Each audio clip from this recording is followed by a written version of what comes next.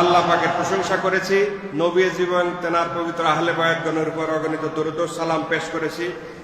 হযরত খাজা ওয়াসা এনায়েতপুরী কুদ্দুস সিরহুল আজিজ তেনার কদম মোবারক অগণিত কদম বসে আরজ করি আল্লাহ পাক অনন্ত রহমত, অনন্ত করুণা, অনন্ত শান্তি তেনার পাক আত্মার হুজুরে আবাদ আলামত বর্ষণ করুক মহব্বতে বলেন আমিন। আমাদের হযরত সাজ্জাদানশীন হুজুর পাক এনায়েতপুরী মাদ্দাজিল্লুহুল কত পবিত্র কদম মোবারক অগণিত কদম বসি খাজা হুজুরানগণের কদমে অগণিত কদম বসি আরজ করি। মুহতারাম হাজিরিন, আমার সম্মানিত জাকের ভাইরা, আজকে পবিত্র জুমার দিন পীরের আদেশ দ্বারায় দুইটা কথা বলার জন্য পীরের আদেশ পালন করতেছি। আপনারা যে স্থানে আসছেন, নিঃসন্দেহে দুনিয়ার জমিনে আল্লাহ পাকের যতগুলো প্রিয় স্থান আছে তার মধ্যে অন্যতম, চিল্লায় বলেন আল্লাহু আকবার। বিশ্ব শান্তি মঞ্জিল এনায়েতপুর পাক দরবার শরীফ আল্লাহ পাকের অত্যন্ত প্রিয় একটা জায়গা, কারণ এইখানে আল্লাহ পাকের এমন একজন বন্ধু শায়িত আছেন। আল্লাহ পাকের দরবারের এত বড় মাপের একজন বন্ধু এইখানে শায়িত আছেন, তেনার পবিত্র আওলাদগণ এখানে শায়িত আছেন। আল্লাহ পাকের দরবারে তার বন্ধু খাজা এনায়েতপুরের কি মর্যাদা দুনিয়ার জমিনে যারা সাহেবে কাশফ আছেন তারা জানেন। আর এই বিশ্বাসের উপরে, এই তরিকার উপরে, সিরাতুল মুস্তাকিমের রাস্তার উপরে যারা শেষ নিঃশ্বাস ত্যাগ করবেন, মৃত্যুর সময় থেকে আপনারা বুঝতে পারবেন আল্লাহর দরবারে খাজা এনায়েতপুরের কি মর্যাদা। মুহতারাম হাজিরিন, খাজা এনায়েতপুরী কোনো ছোটখাটো অলি আল্লাহ না। হযরতে মুজাদ্দিদ আল ফেসানি রাদিয়াল্লাহু তাআলা আনহু সাহেবের পরে এই আখেরি জামানায় খাজা এনায়েতপুরীর মতো এত উচ্চ মাপের অলি আল্লাহ আর কেউ আসবেন না। খাজা হুজুরের জীবনী যদি আলোচনা করেন, খাজা হুজুরের জীবনী যদি বিশ্লেষণ করেন, খাজা হুজুর বিদায়ী শতাব্দীর মুজাদ্দিদ। শুধু উনি এনায়েতপুর শরীফের জন্য, বাংলাদেশের জন্য মুজাদ্দিদ না, এই মুজাদ্দিদিয়াত উনার বিশ্বব্যাপী। আমাদের তরিকার ইমাম হযরতে মুজাদ্দিদ আলফে সানি দ্বিতীয় সহস্রাব্দের মুজাদ্দিদ, আর খাজা এনায়েতপুরী শতাব্দীর মুজাদ্দিদ। খাজা এনায়েতপুরী উনার নিসবতের অন্যতম শতাব্দীর একজন শ্রেষ্ঠতম মুজাদ্দিদ, জেনার পবিত্র বাণী আপনারা যদি কালবের ভিতরে খুব ঠান্ডা ভাবে, গভীর ভাবে চিন্তা করে দেখেন, খাজা হুজুরের অধিকাংশ বাণী হে তামাম পৃথিবীর মুমিন মুসলমান সকল, ঠিক কিনা বলেন? খাজা হুজুরের বাণী না এটা? হে তামাম পৃথিবীর মুমিন মুসলমান সকল। অথচ খাজা হুজুরের সময়, খাজা হুজুর যেই সময় এই বাণী মোবারক দিছেন তার মুরিদানের মধ্যে, সেই সময় এনায়েতপুর শরীফ আসার জন্য ভালো কোনো রাস্তাঘাটও ছিল না। সেই সময় মূল যাতায়াত ব্যবস্থা ছিল নদীপথ। রাস্তাঘাটে যমুনার পশ্চিমে যারা তাদের জন্য রাস্তাঘাট জুলুম ছিল। ঘোড়ার গাড়িতে আসা লাগতো, গরুর গাড়িতে আসা লাগতো, পায়ে হেঁটে আসা লাগতো। সেই সময়ে এনায়েতপুর গন্ড গ্রামে আল্লাহ পাক তার প্রিয় বন্ধু এই শতাব্দীর মহান মুজাদ্দিদকে আল্লাহ পাক প্রেরণ করলেন, যার পবিত্র মুখ নিঃসৃত বাণী হে তামাম পৃথিবীর মুমিন মুসলমান সকল। সারা পৃথিবীর মানুষকে উদ্দেশ্য করে এনায়েতপুর শরীফ থেকে উনি যে বাণী মুবারক গুলো দিয়েছেন, আজকে প্রায় শতাব্দীর কাছাকাছি সময় চলে যাইতেছে। খাজা হুজুরের প্রত্যেকটা বাণী, খাজা হুজুরের প্রত্যেকটা কথা পুঙ্খানুপুঙ্খ রূপে আল্লাহ পাক দিনের আলোর মতো আমাদের সামনে পরিষ্কার করে দিতেছেন। সুবহানাল্লাহ।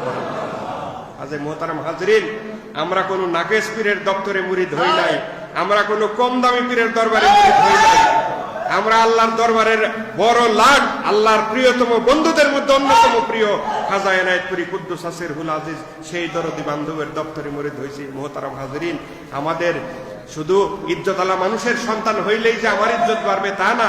ইজ্জতওয়ালা মানুষের সন্তান হইয়া আমার পীরকে ফলো করতে হবে, আমার আধ্যাত্মিক পিতা খাজা এনায়েতপুরী তেনাকে ফলো করতে হবে, তেনার আদর্শকে অনুসরণ করতে হবে, তেনার হুকুমকে মানতে হবে। তেনার হুকুমকে বুকের ভিতরে ধারণ করে যদি শরীয়তের উপরে আপনি অবিচল থেকে, শরীয়তের উপরে আপনি যদি নিষ্ঠার সাথে থেকে এই দুনিয়ার জীবন অতিবাহিত করতে পারেন, তাহলে আপনার জন্যই আল্লাহ রাব্বুল আলামিন কালামুল্লাহ শরীফে ঘোষণা করছেন, ইয়া আইয়াতুহান নাফসুল মুতমাইন্নাতু ইরজি ইলা রাব্বিকা রাদিয়াতাম মারদিয়া ফাদখুলি ফি ইবাদি ওয়াদখুলি জান্নাতি। হাসরের ময়দানে এই প্রশান্ত চিত্তের আত্মা যারা খাজা এনায়েতপুরীকে মেনে, যারা খাজা এনায়েতপুরীকে ভালোবেসে, খাজা এনায়েতপুরীর আদর্শকে ধারণ করে।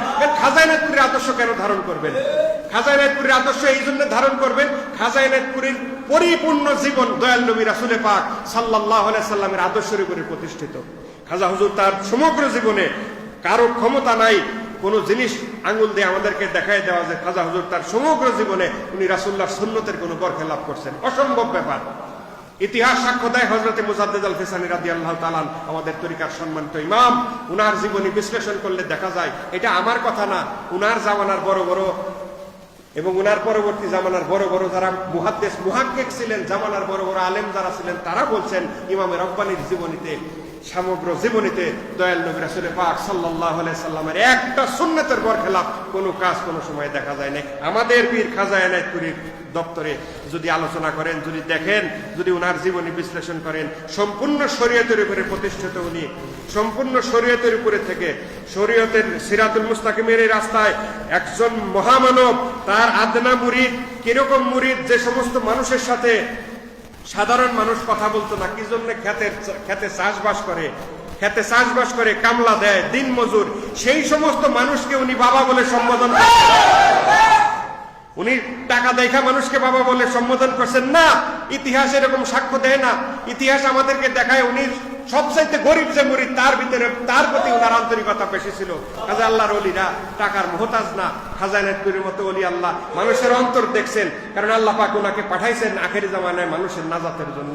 সেই নাজাতের ব্যবস্থাই উনি করে গেছেন। যেই সমস্ত মানুষের সাথে মানুষ কথা বলে না, যেই সমস্ত মানুষের সাথে মানুষ গায়ে ঘেঁষা লাগলে আবার নতুন করে ওযু গোসলের প্রয়োজন মনে করে, সেই সমস্ত অবহেলিত জনপদকে, বৃহত্তর জনপদ, ছোটখাটো জনপদ না, বাংলা আসামের বৃহত্তর জনপদকে উনি আল্লাহওয়ালা বানায় দিয়েছেন। সুবহানাল্লাহ করেন। অসংখ্য অগণিত ওলি আল্লাহ খাজাওয়ার এই তরিকার ভিতরে, অসংখ্য অগণিত।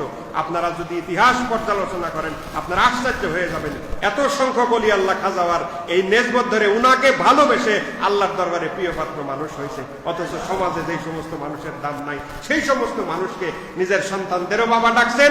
ওই যে হাইলা চাষা আমরা বলি গ্রাম্য ভাষায়, ওই ভ্যান চালক, রিক্সা চালক, এই সমস্ত দিন মজুর যারা আছে, সোজা বাংলায় যদি বলেন দিন মজুর যারা আছে, সেই শ্রেণীটাকে খাজা হুজুর ভালোবাসা উনি বাবা বলে সম্বোধন করছেন। আর এই বাবার বাবা ডাক একবার যার কর্ণকুহরে পৌঁছাইছে, জীবনের মতো উনি আর খাজা হুজুরকে ভুলতে পারেন নাই।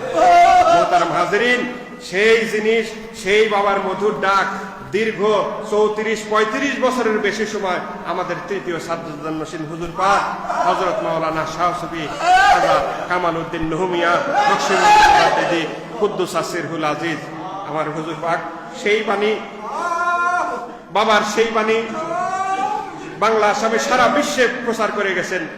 জীবনে কোনোদিন উনার আমরা দেখছি, আমি ব্যক্তিগত জীবনে আমি একটা কথা আজকে না বললেই নয়, আমি মহান হযরত সাজ্জাদান নসীন হুজুর পাকের কদমে আমি ক্ষমা চেয়ে বলতেছি, কথা বলাও বেয়াদবি, কিছু কথা না বললেই নয়। কিছু কথা এমন আছে যেটা আমাদের আত্মাদের আমরা অনুভব করছি, সেটা জাকেররা শুনলে জাকের আত্মার প্রশান্তি পাবে। করোনা মহামারী যাইতেছে, করোনা মহামারী, সেই সময়ে কাছের কিছু জাকের ভাই ইন্তেকাল করলেন, কলিজায় এত কষ্ট লাগলো। আমি নিজেও 2 বার কোভিড অ্যাটাক হয়েছে। করোনা মহামারীর সময় কিছু জাকের ভাই, কিছু আত্মীয় স্বজন, কিছু কাছের মানুষ দুনিয়ার থেকে বিদায় হয়ে গেলেন। কলিজায় এত বরদাস্ত হয় না, দিশাহারা অবস্থা। দুরূদ শরীফ, খতম শরীফ, কুওয়াতের কেল্লা, গায়রাতের কেল্লা আমাদের চলবো, কোনো কিছু কাজে দিতেছে না। তো হুজুর পাকের খাদেম আসেন মসজিদে উপস্থিত। আমি ফোন দিয়ে বললাম, ভাইজান দেয়ালে পিঠ থেকে গেছে, এখন হুজুর পাকের কাছে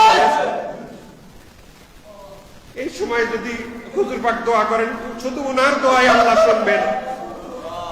এই মহাবিপদ থেকে উনার দোয়া ছাড়া আমরা উদ্ধার পাবো না। দয়া করে বলেন এটা উনাকে। যথারীতি হুজুর পাকের কাছে জানানো হইল। হুজুর পাক ফোনে আমার সাথে কথা বললেন, দয়া করে বললেন যে মালিক সাহেব, বাংলা আসামে বাবার নেসবতের লক্ষ লক্ষ মুরিদ, একজনের মাথায় এটা আসলো না যে হুজুর দোয়া করলেই করোনা ভালো হবে। আপনার মাথায় এটা কিভাবে আসলো, আপনি এটা কিভাবে বললেন? আমি বললাম, হুজুর পাক বেয়াদবি, ক্ষমা চাই, আপনি যে আসেন সেটা খাজায় না, আপনি খাজাওয়ার প্রতিনিধি, আপনি এই মসনদে থেকে আল্লাহর দরবারে যদি প্রার্থনা করেন আল্লাহ ফিরাবেন না, এটা আমাদের চরম বিশ্বাস। আমার কথা শুনে হুজুর পাক একটুক্ষণ চুপ করে থেকে বললেন, মালিক সাহেব, আমি বললাম করোনা থাকবে না, জান করোনা থাকবে না। মোহতারাম হাজেরিন, এর 10 মিনিট পরে হুজুর পাক আরো কিছু কথা বললেন। 10 মিনিট পরে আবার আমাকে ফোন দিলেন। ফোন দিয়ে বললেন যে আচ্ছা মালিক সাহেব, একটা কথা আপনাকে জিজ্ঞেস করি। হুজুর পাক, আমি যে আপনাকে বললাম যে করোনা থাকবে না, এটা আমি কি শক্তির বলে আপনাকে বললাম? আমি এত বড় কথা আপনাকে কিভাবে বললাম? আমি বললাম হুজুর পাক, বেয়াদবি ক্ষমা চাই, এটা আপনি বলেন নাই। খাজা এনায়েতপুরীর মসনদে আপনি বসছেন, খাজা আপনাকে দিয়ে বলাইছেন। হুজুর পাক আমার জবাব শুনে খুশি হইলেন। মোহতারাম হাজিরিন, যেভাবেই হোক কোভিড অ্যাটাক নিয়ে 2 বার যেহেতু আমি অ্যাটাক হয়েছি, খুব ভয় পাইতাম করোনা নিয়ে। আমার ছোট 2টা সন্তান আছে, আমি নিজেও খুব ভয় পাইতাম। হুজুর পাকের সেই আশ্বাস বাণীর থেকে আমাদের বাৎসরিক অনুষ্ঠান গেল, কোনো জাকের ভাইকে মাস্ক ব্যবহার করতে দেয়নি। আমি নিজে মাস্ক ব্যবহার করি নাই। জাকের ভাইদের সাথে বসলাম, কথা বললাম, মোলাকাত করলাম, মুসাফা করলাম, তাদের সাথে মিশলাম, দরবার শরীফে আসলাম। করোনা কি আগের অবস্থাতে আছে? বলেন আছে? উনি যে দোয়া করলেন, দেখেন যোগ্য বাবার যোগ্য সন্তান খাজা এনায়েতপুরী, বিদায়ী শতাব্দীর মুজাদ্দেদ, বিশ্বের সবার জন্য। উনার পাক প্রতিনিধি, উনার মসনদে যারা বসেন, উনারাও সারা বিশ্বের লিমিটেড কোন মানুষের জন্য একেবারে ওলি আল্লাহগণ দুনিয়াতে আসেন না। আল্লাহ পাক আগে পাঠাইতেন নির্দিষ্ট কওমের জন্য নির্দিষ্ট নবী, কিন্তু আখেরের নবী হুজুর পাক সাল্লাল্লাহু আলাইহি সাল্লাম, কুলি আইয়ুহান নাস ইন্নী রাসূলুল্লাহ ইলাইকুম জামিয়া, হে নবী আপনি বলে দেন, হে তামাম পৃথিবীর মানুষ সকল, আমি তোমাদের সবার জন্য রাসূল হয়ে আসছি। আচ্ছা, সেই নবীর নায়েবে নবী যারা, আকাবেরে আউলিয়া যারা, তারা সকল বিশ্বের সকল মানুষের জন্য আসেন, নির্দিষ্ট কোনো কওমের জন্য আসেন না। জাকের ভাইদের পক্ষ থেকে আমি দেয়ালে পিঠ থেকে গেছে, আমি হুজুর পাকের কাছে ফরিয়াদ জানাইলাম চরম পরম বিশ্বাস নিয়ে। উনি দোয়া করলেন, খাজাওয়ার পাক প্রতিনিধি, উনি দোয়া করলেন, আল্লাহ সেই দোয়া শুনলেন। সেটাতে শুধু আমরাও উপকৃত হই নাই, তামাম বিশ্ববাসীও সেটা। সুবহানাল্লাহ পড়েন, মোহাব্বতে দুরূদ শরীফ পড়েন। আল্লাহুম্মা সাল্লি আলা